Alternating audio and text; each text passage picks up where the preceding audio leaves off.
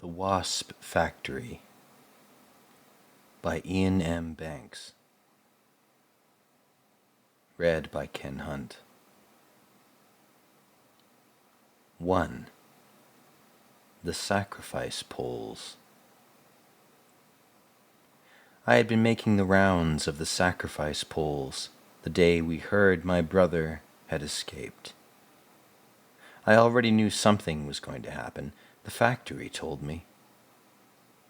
At the north end of the island, near the tumbled remains of the slip where the handle of the rusty winch still creaks in an easterly wind, I had 2 poles on the far face of the last dune. One of the poles held a rat. Well, a rat's head, with 2 dragonflies. The other a seagull and 2 mice. I was just sticking one of the mouse heads back on when the birds went up into the evening air, caw-calling and screaming, wheeling over the path through the dunes where it went near their nests. I made sure the head was secure, then clambered to the top of the dune to watch with my binoculars. Diggs, the policeman from the town, was coming down the path on his bike, pedaling hard, his head down as the wheels sank part way into the sandy surface. He got off the bike at the bridge and left it propped against the suspension cables, then walked to the middle of the swaying bridge where the gate is. I could see him press the button on the phone. He stood for a while, looking round about at the quiet dunes and the settling birds. He didn't see me, because I was too well hidden. Then my father must have answered the buzzer in the house, because Diggs stooped slightly and talked into the grill beside the button, and then pushed the gate open and walked over the bridge, onto the island and down the path towards the house. When he disappeared behind the dunes, I sat for a while, scratching my crotch, as the wind played with my hair and the birds returned to their nests. I took my catapult from my belt, selected a 1/2-inch steely, sighted carefully, then sent the big ball bearing arcing out over the river, the telephone poles, and the little suspension bridge to the mainland. The shot hit the Keep Out Private Property sign with a thud I could just hear, and I smiled. It was a good omen. The factory hadn't been specific. It rarely is. But I had the feeling that whatever it was warning me about was important, and I also suspected it would be bad. But I had been wise enough to take the hint and check my poles, and now I knew my aim was still good. Things were still with me. I decided not to go straight back to the house. Father didn't like me to be there when Diggs came, and anyway, I still had a couple of poles to check before the sun went down. I jumped and slid down the slope of the dune into its shadow, then turned at the bottom to look back up at those small heads and bodies as they watched over the northern approaches to the island. They looked fine, those husks on their gnarled branches. Black ribbons tied to the wooden limbs blew softly in the breeze, waving at me. I decided nothing would be too bad, and that tomorrow I would ask the factory for more information. If I was lucky, my father might tell me something, and if I was luckier still, it might even be the truth. I left the sack of heads and bodies in the bunker just as the light was going completely, and the stars were starting to come out. The birds had told me Diggs had left a few minutes earlier, so I ran back the quick way to the house, where the lights all burned as usual. My father met me in the kitchen. "Diggs was just here. Suppose you knew." He put the stub of the fat cigar he'd been smoking under the cold tap, turned the water on for a second while the brown stump sizzled and died, then threw the sodden remnant in the bin. I put my things down on the big table and sat down shrugging. My father turned up the ring on the cooker under the soup pan, looking beneath the lid into the warming mixture, and then turning back to look at me. There was a layer of gray-blue smoke in the room at about shoulder level, and a big wave in it, probably produced by me as I came in through the double doors of the back porch. The wave rose slowly between us while my father stared at me. I fidgeted, then looked down, toying with the wrist rest of the black catapult. It crossed my mind that my father looked worried, but he was good at acting, and perhaps that was just what he wanted me to think. So deep down, I remained unconvinced. "I suppose I'd better tell you," he said, then turned away again, taking up a wooden spoon and stirring the soup. I waited. "It's Eric." Then I knew what had happened. He didn't have to tell me the rest. I suppose I could have thought, from the little he'd said up until then, that my half-brother was dead or ill, or that something had happened to him, but I knew then it was something Eric had done. And there was only one thing he could have done which would make my father look worried. He had escaped. I didn't say anything, though. "Eric has escaped from the hospital. That was what Diggs came to tell us. I think he might head back here. Take those things off the table, I've told you before." He sipped the soup, his back still turned. I waited until he started to turn around, then took the catapult, binoculars, and spade off the table. In the same flat tone, my father went on. "Well, I don't suppose he'll get this far. They'll probably pick him up in a day or two.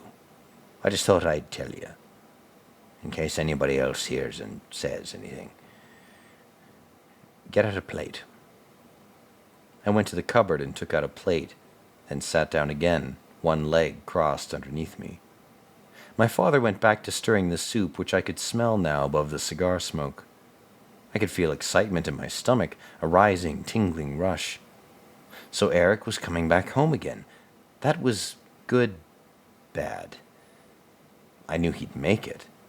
I didn't even think of asking the factory about it. He'd be here. I wondered how long it would take him, and whether Diggs would now have to go shouting through the town, warning that the mad boy who set fire to dogs was on the loose again. Lock up your hounds. My father ladled some soup into my plate. I blew on it. I thought of the sacrifice poles. They were my early warning system and deterrent rolled into one. Infected, potent things which looked out from the island, warding off. Those totems were my warning shot. Anybody who set foot on the island after seeing them should know what to expect. But it looked like instead of being a clenched and threatening fist, they would present a welcoming open hand for Eric. "I say you washed your hands again," my father said as I sipped the hot soup. He was being sarcastic. He took the bottle of whiskey from the dresser and poured himself a drink. The other glass, which I guessed had been the constable's, he put in the sink. He sat down at the far end of the table. My father is tall and slim, though slightly stooped. He has a delicate face, like a woman's, and his eyes are dark. He limps now, and has done ever since I can remember. His left leg is almost totally stiff, and he usually takes a stick with him when he leaves the house. Some days, when it's damp, he has to use the stick inside, too, and I can hear him clacking about the uncarpeted rooms and corridors of the house, a hollow noise going from place to place. Only here in the kitchen is the stick quieted. The flagstones silence it. That stick is the symbol of the factory's security. My father's leg, locked solid, has given me my sanctuary up in the warm space of the big loft, right at the top of the house, where the junk and the rubbish are, where the dust moves, and the sunlight slants, and the factory sits, silent, living and still. My father can't climb up the narrow ladder from the top floor, and even if he could, I know he wouldn't be able to negotiate the twist you have to make to get from the top of the ladder round the brickwork of the chimney flues and into the loft proper. So the place is mine. I suppose my father is about 45 now, though sometimes I think he looks a lot older, and occasionally I think he might be a little younger. He won't tell me his real age, so 45 is my estimate, judging by his looks. "What height is this table?" he said suddenly, just as I was about to go to the breadth of the bread bin for a slice to wipe my plate with. I turned round and looked at him, wondering why he was bothering with such an easy question. 30 inches, I told him, and took a crust from the bin.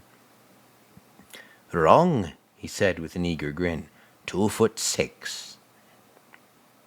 I shook my head at him, scowling, and wiped the brown rim of soup from the inside of my plate. There was a time when I was genuinely afraid of these idiotic questions, but now, apart from the fact that I must know the height, length, breadth, area, and volume of just about every part of the house and everything in it, I can see my father's obsession for what it is. It gets embarrassing at times when there are guests in the house, even if they are family and ought to know what to expect. They'll be sitting there, probably in the lounge, wondering whether father's going to feed them anything or just give an impromptu lecture on cancer of the colon or tapeworms, when he'll sidle up to somebody, look round to make sure everybody's watching, then in a conspiratorial stage whisper say, "See that door over there? It's 85 inches corner to corner." Then he'll wink and walk off or slide over on his seat, looking nonchalant. Ever since I can remember, there have been little stickers of white paper all over the house with neat black brio writing on them, attached to the legs of chairs, the edges of rugs, the bottoms of jugs, the aerials of radios, the doors of drawers, the headboards of beds, the screens of televisions, the handles of pots and pans. They give the appropriate measurement for the part of the object they're stuck to. There are even ones in pencils stuck to the leaves of plants. When I was a child, I once went round the house tearing all the stickers off. I was belted and sent to my room for 2 days. Later, my father decided it would be useful and character-forming for me to know all the measurements as well as he did. So I had to sit for hours with the measurement book, a huge loose-leaf thing with all the information on the little stickers carefully recorded according to room and category of object, or go round the house with a jotter, making my own notes. This was all in addition to the usual lessons my father gave me on mathematics and history and so on. It didn't leave much time for going out to play, and I resented it a great deal. I was having a war at the time, the muscles against the dead flies, I think it was. And while I was in the library poring over the books and trying to keep my eyes open, soaking up all those damn silly imperial measurements, the wind would be blowing my fly armies over half the island, and the sea would first sink the mussel shells in their high pools and then cover them with sand. Luckily, my father grew tired of this grand scheme and contented himself with firing the odd surprise question at me concerning the capacity of the umbrella stand in pints, or the total area in fractions of an acre of all the curtains in the house actually hung up at the time. "I'm not answering these questions anymore," I said to him as I took my plate to the sink. "We should have gone metric years ago." My father snorted into his glass as he drained it. "Hectares and that sort of rubbish. Certainly not. It's all based on the measurement of the globe, you know. I don't have to tell you what nonsense that is." I sighed as I took an apple from the bowl on the windowsill. My father once had me believing that the earth was a Mobius strip, not a sphere. He still maintains that he believes this and makes a great show of sending off a manuscript to publishers down in London, trying to get them to publish a book expounding this view, but I know he's just mischief-making again and gets most of his pleasure from his acts of stunned disbelief and then righteous indignation when the manuscript is eventually returned. This occurs about every 3 months, and I doubt that life would be half as much fun for him without this sort of ritual. Anyway, that is one of his reasons for not switching over to a metric standard for his stupid measurements, though in fact he's just lazy. "What were you up to today?" He stared across the table at me, rolling the empty tumbler around on the wooden tabletop. I shrugged. "Out, walking and things." "Building dams again?" he sneered. "No," I said, shaking my head confidently and biting the apple. "Not today." "I hope you weren't out killing any of God's creatures." I shrugged at him again. Of course I was out killing things. How the hell am I supposed to get heads and bodies for the poles and the bunker if I don't kill things? There just aren't enough natural deaths. You can't explain that sort of thing to people, though. "Sometimes I think you're the one who should be in hospital, not Eric." He was looking at me from under his dark brows, his voice low. Once that sort of talk would have scared me, but not now. I'm nearly 17, and not a child. Here in Scotland I am old enough to get married without my parents' permission, and have been for a year. There wouldn't be much point to me getting married, perhaps, I'll admit that. But the principle is there. Besides, I'm not Eric. I'm me. And I'm here. And that's all there is to it. I don't bother people. And they had best not bother me if they know what's good for them. I don't go giving people presents of burning dogs or frighten the local toddlers with handfuls of maggots and mouthfuls of worms. The people in the town may say, "Oh, he's not all there, you know."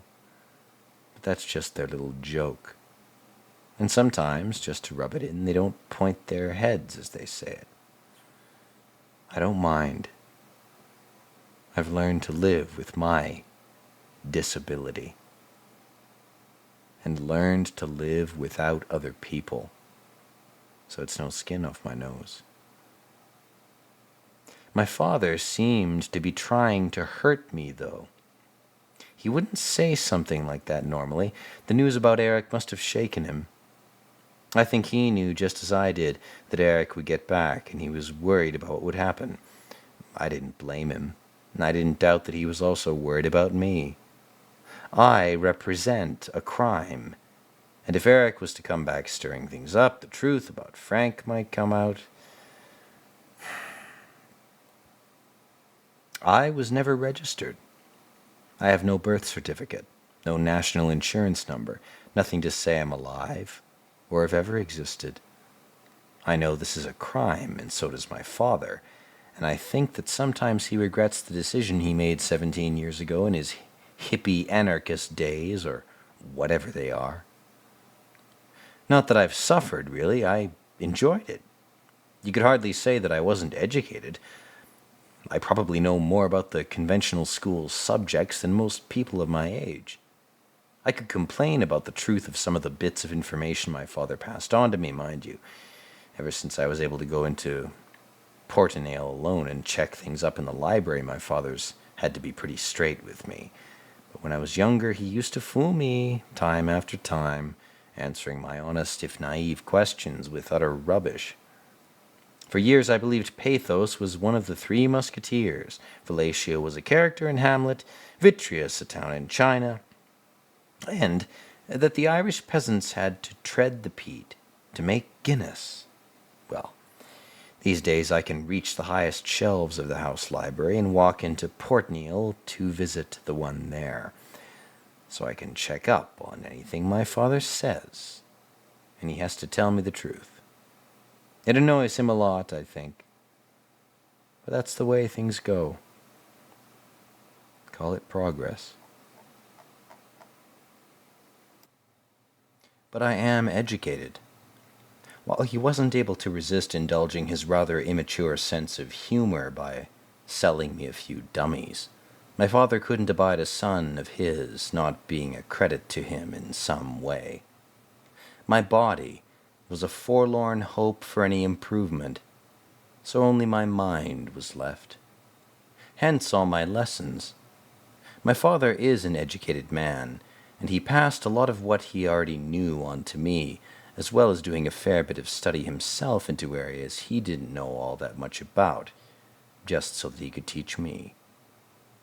My father is a doctor of chemistry, or perhaps biochemistry, I'm not sure. He seems to have known enough about ordinary medicine and perhaps still have had the contacts within the profession to make sure that I got my inoculations and injections at the correct times in my life, despite my official non-existence, as far as the National Health Service is concerned. I think my father used to work in a university for a few years after he graduated, and he might have invented something. He occasionally hints that he gets some sort of royalty from a patent or something, but I suspect the old hippie survives on whatever family wealth the Caldhams still have secreted away. The family has been in this part of Scotland for about 200 years or more, from what I can gather, and we used to own a lot of the land around here. Now all we have is the island, and that's pretty small, and hardly even an island at low tide. The only other remnant of our glorious past is the name of Portnail's Hot Spot, a grubby old pub called the Caldham Arms, where I go sometimes now, though still under the age, of course, and watch some of the local youths trying to be punk bands.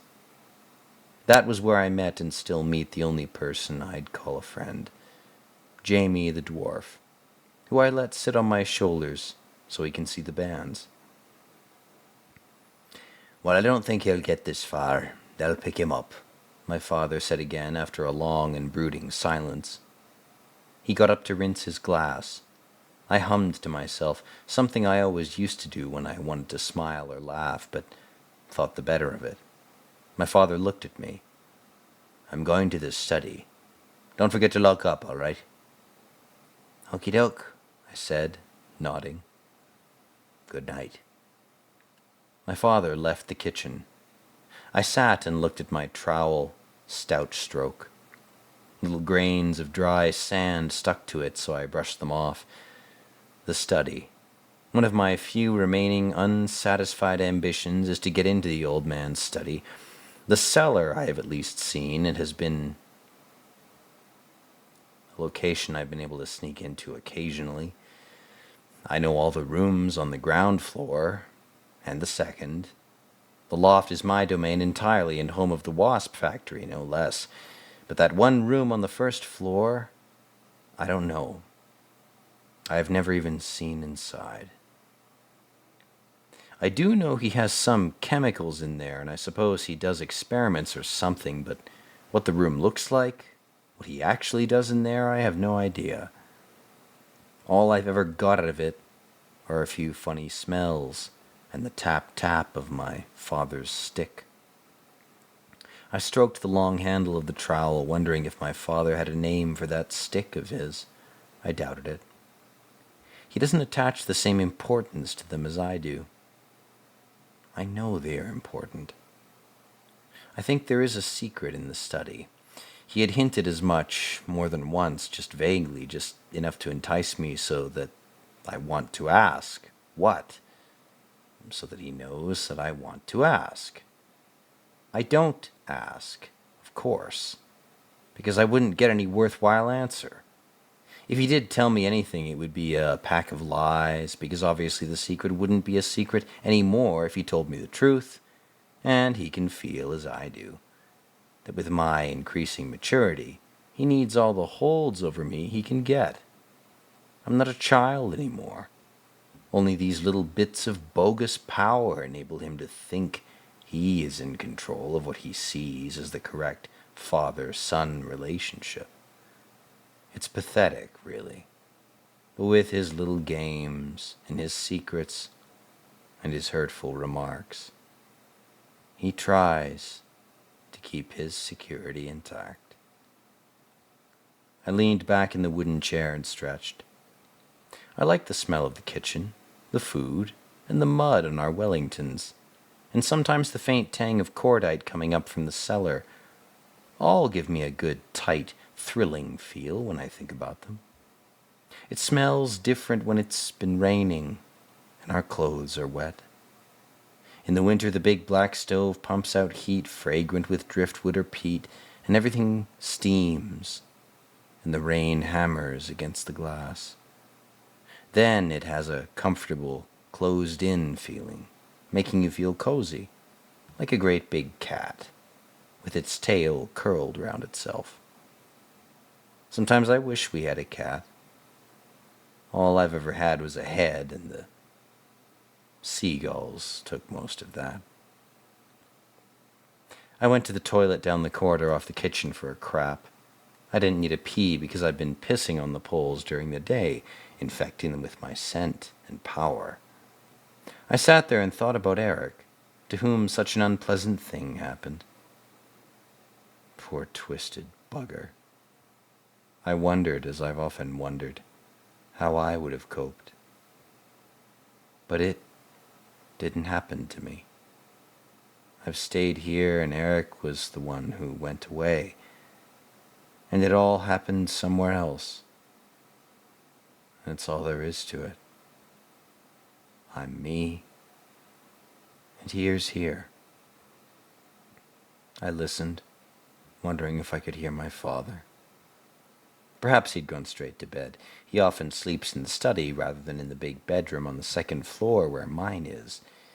Maybe that room holds too many unpleasant or pleasant memories for him. Either way, I couldn't hear any snoring. I hate having to sit down in the toilet all the time. With my unfortunate disability, I usually have to, as though I was a bloody woman. But I hate it. Sometimes in the Caldam Arms I stand up at the urinal, but most of it ends up running down my hands or legs. I strained. Plop, splash. Some water came up and hit my bum, and that was when the phone went. Shit, I said, and then laughed at myself. I cleaned my arse quickly and pulled my trousers up, pulling the chain too, and then waddling out into the corridor, zipping up. I ran up to the board stairs to the first-floor landing, where our only phone is. I'm forever on at my father to get more phones put in, but he says we don't get called often enough to warrant extensions. I got to the phone before whoever was calling rang off. My father hadn't approved. "Hello?" I said. It was a call box. "Scraw!" screamed a voice at the other end. I held the receiver away from my ear and looked at it, scowling. Tinny yells continued to come from the earpiece. When they stopped, I put my ear back to it. "Partenale 531, I said coldly. Frank, it's me. Hello there, hello?" "Is there an echo on this line, or are you saying everything twice?" I said. I could recognize Eric's voice. "Both." "Hello, Eric. Where are you?" "Hello. Here. Where are you?" "Here." "If we're both here, why are we bothering with the phone?" "Tell me where you are before your money runs out." "But if you're here, you must know." "Don't you know where you are?" He started to giggle. I said calmly, "Stop being silly, Eric." "I'm not being silly. I'm not telling you where I am. You'll only tell Angus and he'll tell the police. And they'll take me back to the fucking hospital." "Don't use four-letter words. You know I don't like them." "Of course I won't tell Dad." "Fucking is not a four-letter word. It's a seven-letter word. Isn't that your lucky number?" "No. Look, will you tell me where you are? I want to know." "I'll tell you where I am if you tell me what your lucky number is." My lucky number is E. That's not a number. That's a letter. It is a number. It's a transcendental number. 2.718. That's cheating. I meant an integer. You should have been more specific, I said, then sighed as the pips sounded and Eric eventually put more money in. Do you want me to call you back? You aren't getting it out of me that easy. How are you anyway? I'm fine. How are you? Mad, of course, he said, quite indignantly. I had to smile. Look, I'm assuming you're coming back here. If you are, please don't burn any dogs or anything, okay? What are you talking about? It's me, Eric. I don't burn dogs. He started to shout. I don't burn fucking dogs. What the hell do you think I am? Don't accuse me of burning fucking dogs, you little bastard. Bastard! All right, Eric. I'm sorry. I'm sorry.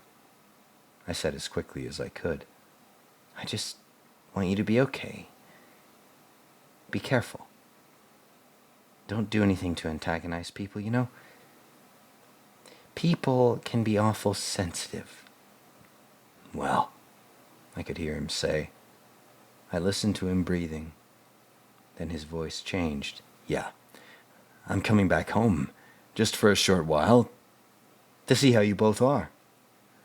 I suppose it's just you and the old man. Yes, just the two of us. I'm looking forward to seeing you. Oh, good. There was a pause. Why don't you ever come to visit me? I thought Father was down to see you at Christmas. Was he? Well, but why don't you ever come? He sounded plaintive. I shifted my weight onto my other foot, looked around the landing and up the stairs, half expecting to see my father leaning over the banister rail, or to see his shadow on the wall of the landing above, where he thought he could hide and listen to my phone calls without me knowing. I don't like leaving the island for that long, Eric. I'm sorry. I get this horrible feeling in my stomach, as though there's a great big knot in it. I just can't go that far away. Not overnight, or I just can't. I want to see you, but you're so far away. I'm getting closer. He sounded confident again. Good. How far away are you? I'm not telling you. I told you my lucky number. I lied. I'm still not going to tell you where I am. That's not... Well, I'll hang up now. You don't want to talk to Dad? Not yet. I'll talk to him later, when I'm a lot closer. I'm going now. See you. Take care. You take care. What's to worry about? I'll be all right. What can happen to me? Just don't do anything to annoy people. You know, I mean, they get angry. About pets, especially. I mean, I'm not... What? What? What was that about pets? He shouted. Nothing. I was just saying... You little shit! He screamed. You're accusing me of burning dogs again, aren't you? And I suppose I stick worms and maggots into kids' mouths and piss on them too, huh? He shrieked. Well, I said carefully, toying with the flex. Now you mention it. Bastard! Bastard! You little shit! I'll kill you! You... His voice disappeared, and I had to put the phone away from my ear again as he started to hammer the handset against the walls of the call box. The succession of loud clunks sounded over the calm pips as his money ran out. I put the phone back in the cradle. I looked up, but there was still no sign of Father. I crept up the stairs and stuck my head between the banisters, but the landing was empty.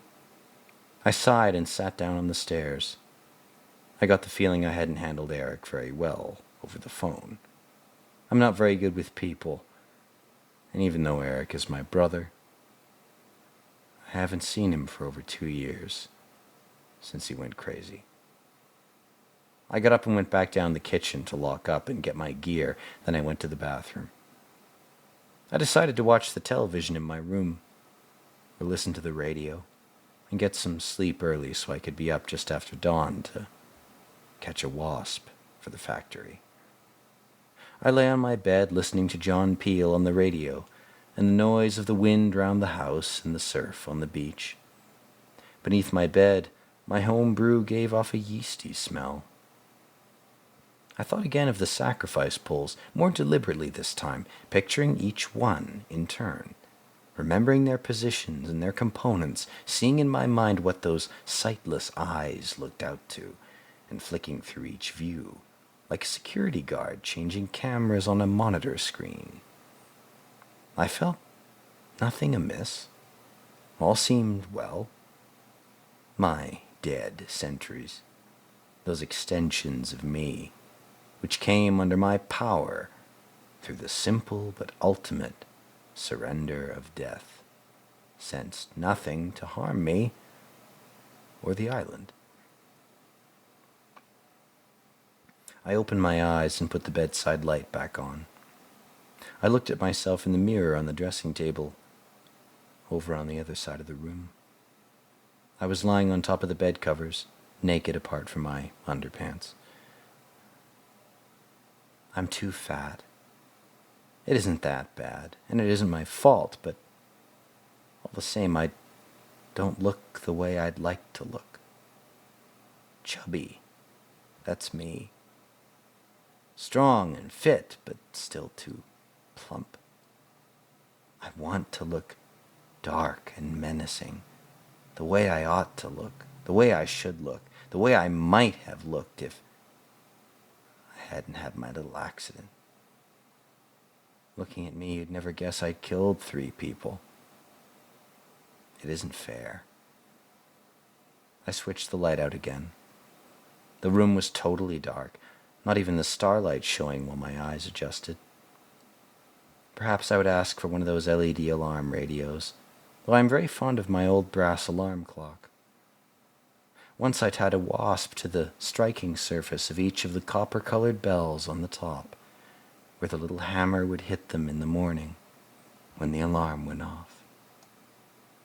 I always wake up before the alarm goes off, so I got to watch.